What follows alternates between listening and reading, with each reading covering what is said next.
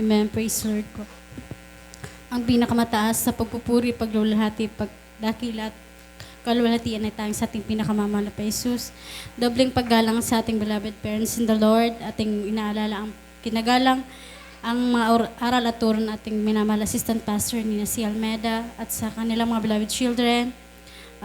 Isang mapagpalang umaga po sa ating lahat, sa lahat po ng ginagamit sa banal na basan natin pinakamamahal na Jesus, mga beloved preachers, sa lahat po naririto. Nais kong pasalamatan nating pinakamamahal na Jesus sa muli sa pagkakataon nito. Sa tagal ng hallelujah, tagal ng panahon na hindi po ako nakakapagpasalamat or nakakapagpatotoo dito sa unahan, ay tunay na isang hallelujah, karangalan na nagmumula sa ating pinakamamahal na Jesus. Hallelujah. Labis po aking pasasalamat sa mga oras na ito. Bago man po matapos ang 2024 ay andyan ang kalooban natin pinakamamahal na Jesus ay ang upang mapasalamatan ko siya. Hallelujah. Sariwain ko lang po ang kabutihan ng ating pinakamamahal na Jesus. Hallelujah. Tunay na andyan mga minamahal na matagal din po ako nung nahuling akong bago magpasalamat. Andun nga po, during my, nung nag-aral pa po ako, during my clinical internship, andun na, ang daming hadlang, katulad ng halos hindi na ako nakakadalo sapagkat andyan yung gabing yung pag-aaral, yung duty. Andun na pinapasalamatan ko sa ating pinakamamahal na Jesus, hallelujah, na andun pa rin yung pagtitiwala ko sa ating pinakamamahal na Jesus, hallelujah. Andun, sariwain ko lamang po, way back last year, October 3, 2023, andun nga po na hapon po, may pasok po kami ng hapon at exam po namin sa major subject. Mga minamahal, usually pumapasok po ako umalis po ako sa bahay ng 12 o'clock ng hapon. At darating po ako ng school is 1 o'clock. Sabi ko sa sarili ko na papasok ako ng maaga para makapag-review pa ako dun sa school. Then, 11:20 po umalis ako. 11:20, umaga pa po yun. Tapos, habang naghihintay po ako ng bus dun sa may kanto, meron pong, hallelujah, meron pong isang babae din ako nakasabay. Bali, ako po yung nauna. Siguro, pag nag-aantay po ako ng bus, is 10 to 15 minutes lamang po. Bali, yung pag-aantay ko po, umalis po ako sa amin 11:20, inabot na po ng 11:45 a.m. Sabi ko, bakit ang tagal ng bus? Ando na, maya't maya, may dumating po na babae. Tapos, yung panahon po noon is medyo habagat, then medyo mainit yung panahon. Tapos, nandun po ako sa may silong, wala po akong dalang payong. Tapos, bigla siyang dumating, sabi niya, ang init. Sabi ko, ate, dito ka muna po sa may silong. Kasi yung poste, naanuhan po yung may silong po. Sabi ko, nga po, na pinapunta ko siya dito. Tapos, di ko lang po siya masyadong pinapansin kasi tumitingin po ako, baka may dumarating na bus. Tapos nun, mga minamahal,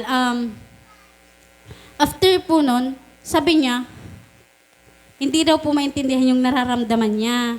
Sobrang init. Tapos, yung pakiramdam ng buong katawan niya is hindi niya maintindihan. Tapos, noong time na yun, tinitingnan ko lang siya. Tapos may hawak po siya ng parcel, yung sa na GNT. Bali, babalik niya po sana yun sa GNT. Kasi mali daw po yung dumating. Tapos sabi niya, ba't parang nag-iiba na yung kamay ko, yung tinatawag na, nagka-cramps na po siya. Simula po dito sa may mukha niya, hanggang sa ulo niya, hanggang sa pumasok na po yan sa dila niya. Tapos tinatanong ko siya, pinagmamasdan ko siya. Sabi ko, ate, meron po ako dito ang kating ko. Binigay ko po sa kanya. Tapos ninano niya din po sa ilong niya. Tapos sabi niya, hindi na daw niya kaya. Sabi ko, ate, sure ka, di mo na po talaga kaya. Inulit ko po. Tapos yung paningin niya, nagbablurred na po.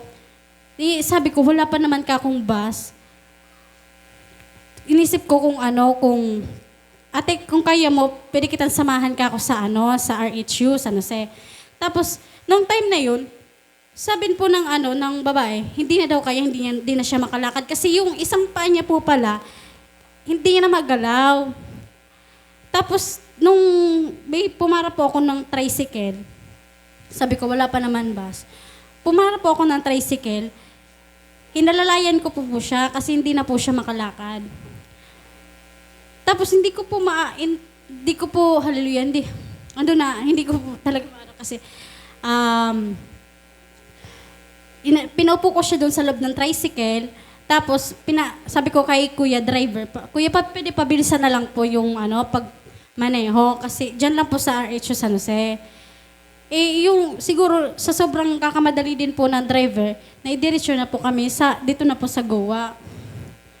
Tapos sabi ko, Kuya, pabilis na po. Kasi yung babae po, nagsusuka na po siya.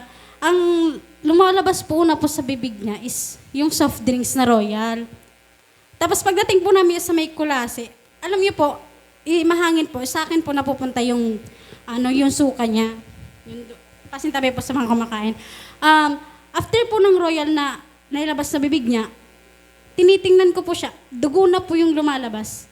Tapos, kung nakakita na po kayo ng parang yung nilalagay po sa sa motor, yung ganun po. Yun po yung lumalabas sa bibig niya. Sabi ko, ando na yung kaba ko. Sabi ko, hindi ko alam kung ano yung gagawin ko kasi emergency na. Tapos alam niyo po mga minamahal, nung time na yun, nandyan na po kami sa may parting, sa may baba po ng Tawi. Sabi ko, Kuya, padiretso na po sa St. John kasi hindi na po, iba na po yung pakiramdam ni ate. Hindi niya na ako yung mukha niya, yung mata niya, pumipikit na po siya. Itong right eye niya po, pumikit na po yan. Tapos yung crumbs simula po sa bibig simula po sa mukha hanggang sa bibig, umabot na po ng buong katawan niya. Tapos, nung pumasok na po kami ng St. John, dinala po na sa emergency room, wala pong mag-aalalay. Kaya ang ginawa ko po, kahit maliit po ako, binuhat ko po siya. Tapos pagkabuhat po, tinitingnan po kami ng mga tao, pinagtitinginan na po kami. Tapos, yung uniform ko, may mga na po siya, may mga suka na po. So, hindi ko lang po pinansin yun. Tapos, pagpasok po sa emergency room, sabi po ng naka-duty doon na nurse, ano daw po nangyari? Sabi ko, nakasabayan ko lang po yan, ma'am, sa kanto, doon po sa inaantayan kong bus. Kasi, papasok na po ako, sana. Noong time na yun, andun po yung panginginig din po ng aking katawan ko kasi pag nandun ka na po pala sa time na yun, kahit nasa medical field din po ako, ang kaban doon kasi di mo alam kung matataranta ka tapos magpapanik ka. Tapos andun pinaisip sa akin natin pinakamamahal na Panginoon na huwag kang kabahan, kalmahan mo, huwag kang magpanik. Andun nga po na tinuturo din po yan sa amin na huwag kang kabahan, kalma ka lang. Kumbaga huwag mo ipakita na natataranta ka kasi makikita din ng pasyente na natataranta din siya. So, ayun nga po, sinabi ko po yung details, tapos sabi po ng nurse din, yung nurse na naka-duty doon, binipi na po siya. Alam niyo po mga minamahal, yung BP niya is 180/100. Hemorrhagic, na po siya kasi inatake na po ng high blood. Nung nakahiga na po siya dun sa emergency room, tuloy-tuloy pa rin po yung pagsusuka niya ng kulay dugo. Hindi na po talaga maintindihan yung buong katawan niya, hindi niya na po magalaw. Pati yung right eye niya, pikit na po talaga. Tapos itong dila niya po, umurong na po. Nung kinento ko po dun sa nurse, sabi ko, nakasabayan ko lang po siya. Bali, papasok na sana po ako ng school kasi po, may exam kami. That time po, umabot po kami ng St. John is around 12:05 na po. 12:05. Sabi ko, mag-e-exam pa ako. Tapos, andun nga po na, sabi ng nurse, huwag ka muna umalis, be, kasi hihingan ka pa namin ng date test. Alam niyo po mga minamahal, nung nasa tricycle po kami, papunta pa lang po kami ng St. John, pinaisip sa akin natin pinakamamahal na pesos na buksan ko yung cellphone. Nung tinatanong ko po siya, sabi ko, ate, ano po yung passcode ng cellphone mo para mabuksan ko? Tapos, yung salita niya is, pabulol na. Di nabuksan ko po, po, nagko-contact na po ako kung sino po matawagan ko, kapamilya niya. Yung po pala, mag-isa lang po pa siya, po pala siya doon sa pinagtatrabuhan niya, sa PCSO, STL daw po.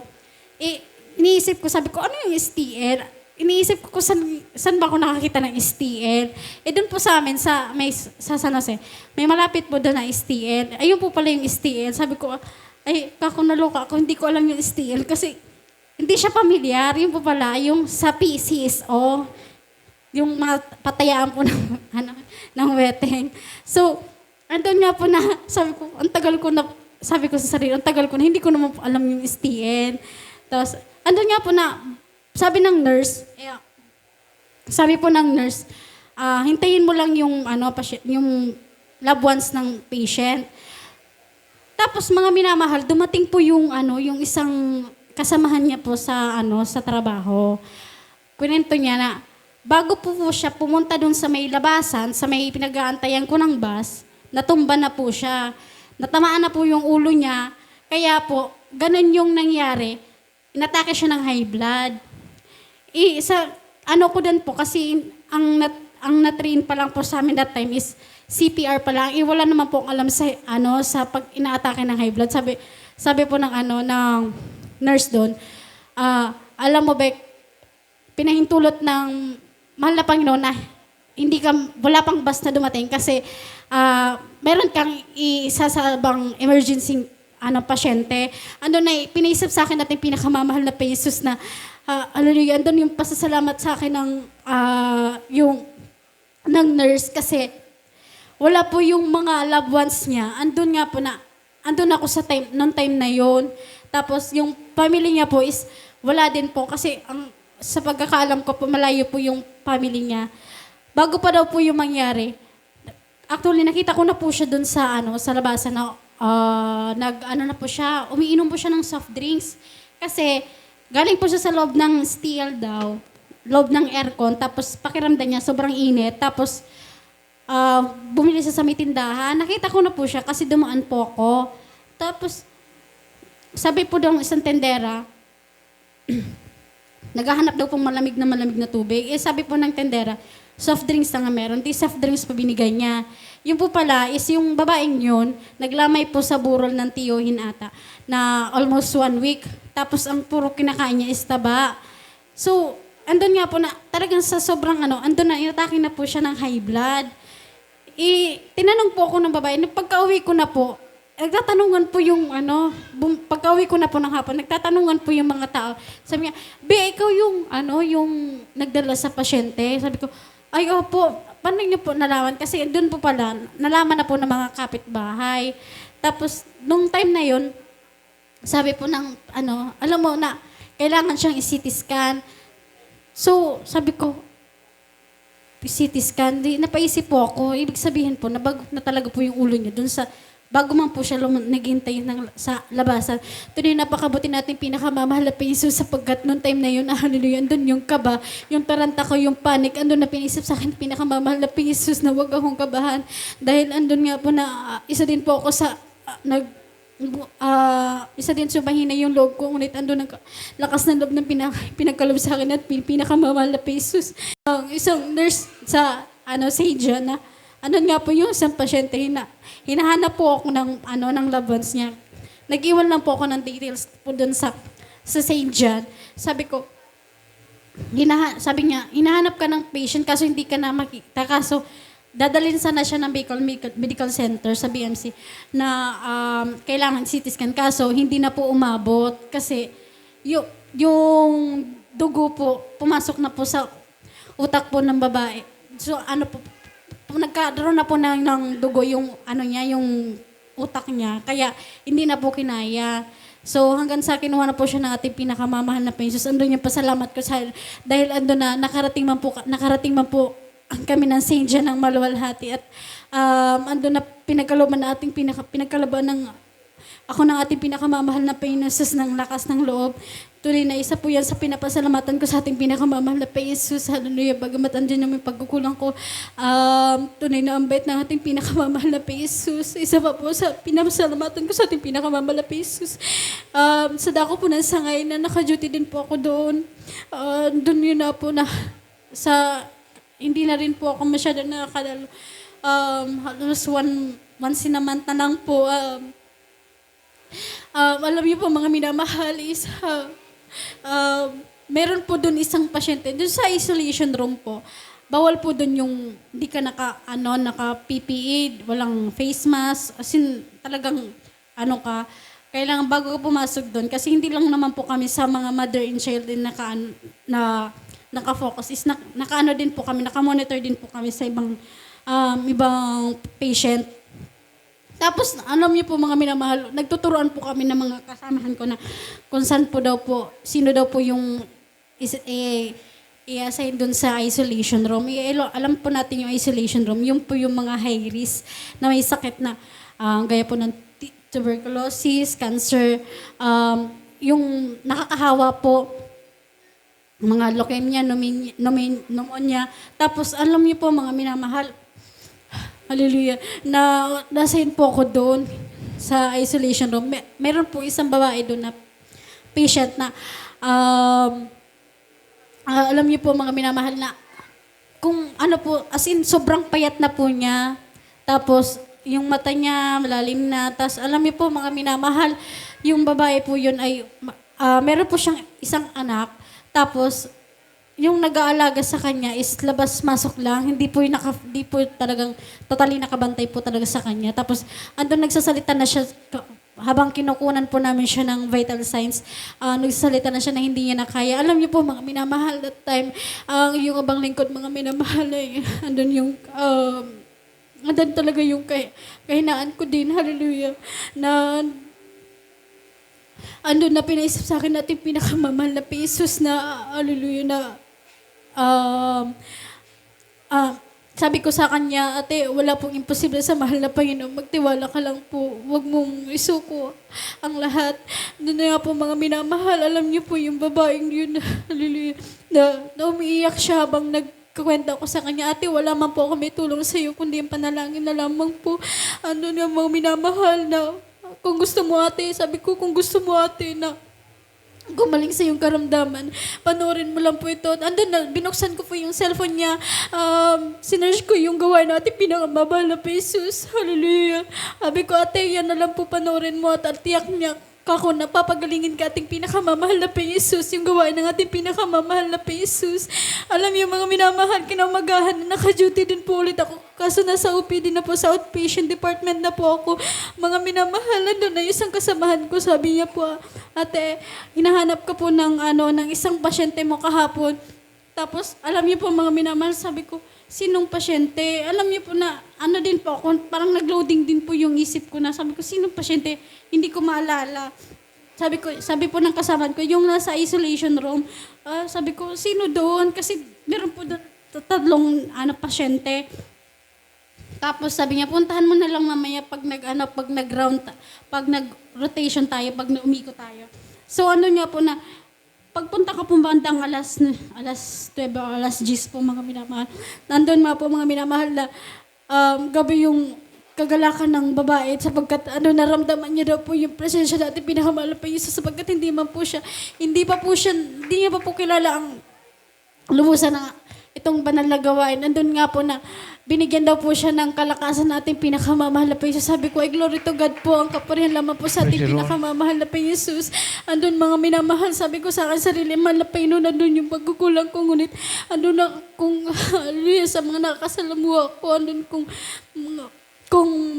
mahiyag ko man lang ang kabutihan mo. Hallelujah. Tunay na napakabuti ng pinakamamahal na Jesus. Alam mo yung mga minamahal, hindi rin po madali yung pag-aaral sapagkat andun yung struggle, mga minamahal. Talaga to the point, talagang ah, kung baga titirisin at titirisin ka talaga mga minamahal. Andun yung gabing pasasalamat ko sa ating pinakamamahal na Jesus. Kundi lagi pinapaisip sa akin, pinakamamahal na Jesus, maging grateful sa lahat ng bagay. Pasalamatan lahat ng pagsubok, lahat ng problema, lahat ng bagay. Hallelujah. Alam niyo mga minamahal, in that time na mag-graduation na sana kami. Tunay na, mga ilang beses din po akong na-pull out o ando na talagang kasi sa financial, mga minamahal, hindi ka makaka-duty kapag wala kang financial, hindi mo mabayaran yung duty mo. Mga minamahal, andun na, grabe andun yun, as in, struggle talaga, as in, sobrang stress, mga minamahal. To the point, mga minamahal na, sabi ko, hindi ko na kaya, andun na, konting-konti na talaga mga minamahal sa salita na ako na hindi ko na kaya. Sumusuko na ako sapagkat ang dami bayarin, ang daming gustusin. Tapos sabay-sabay pa po lahat, mga minamahal. Alam niyo mga minamahal, sabi ko, yung iba nga dyan, sabi ko, hindi sumusuko. Hindi sumusuko yung magulang. Nandun na nakita ko din yun sa aking mga magulang. Hindi man kami lumas, karapat-dapat mga minamahal sapagkat tas taniman naman po kami umasa. Ngunit ang grabe mag-provide ng ating pinakamamahal na po Jesus. Alam niyo mga minamahal, mag-graduation na sana kami, kukunin na sana namin yung toga. Tapos hinarang kami sapagkat kailangan namin mabayaran yung 20%. Doon yun, sabi ko, mahal na Panginoon, ikaw na mahala. So, doon na nag-release ako. Ako na faith sa ating pinamamahal na Jesus. Sabi ko, mahal na Panginoon. Mahal na Panginoon, kung kalaman mo makagamit, alam ko maghihimala ka. Mahal na Panginoon, tunay nagkabuti natin pinamamahal na Jesus. Sapagkat,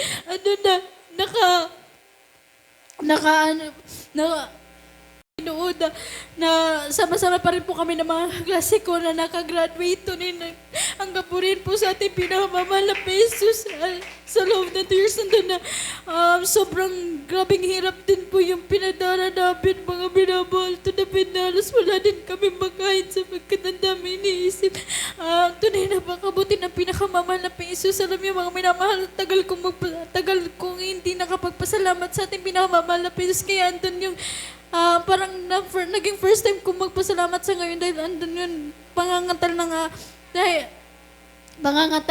na sa pagsasalita ko dito sa unahan, tunay na napakabuti ng ating pinakamamahal na Jesus dahil andun ginabayan niya ako sa mga oras na ito upang mahiyag ang kanyang kabutihan. Alam niyo, mga binabahal, isa ko po pinapasalamat sa ating pinakamamahal na Jesus. Sa dako po ng BMC, doon po dineploy din po kami doon.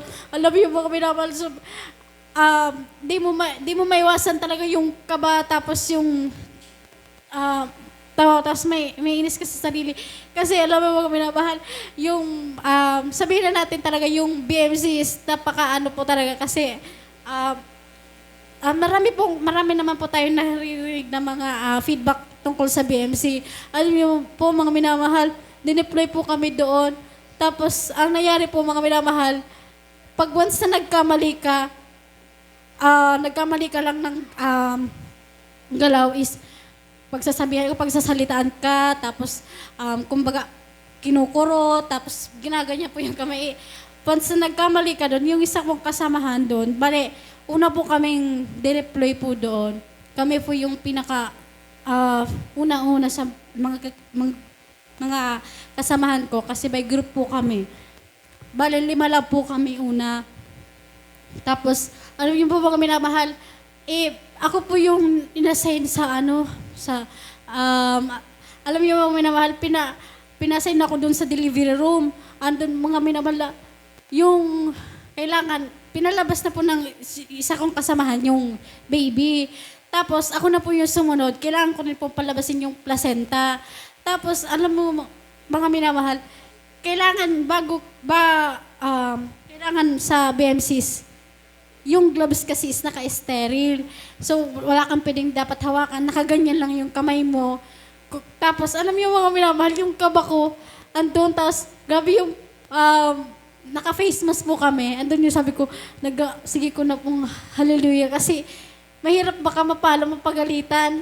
Tapos hanggang sa natapos na po sa kahabagan natin pinakamamahal na pesos dahil ando na hindi man po ako karapat-dapat tunay na mabilis lang po lumabas yung placenta. Ando na salamat sa ating pinakamamahal na pesos sapagkat sabi nga po na hindi pa po kami pwedeng mag-handle ng isang patient sapagkat wala pa po kami lisensya. Ngunit andun nga po na sa kahabagan ng ating pinakamamahal na pesos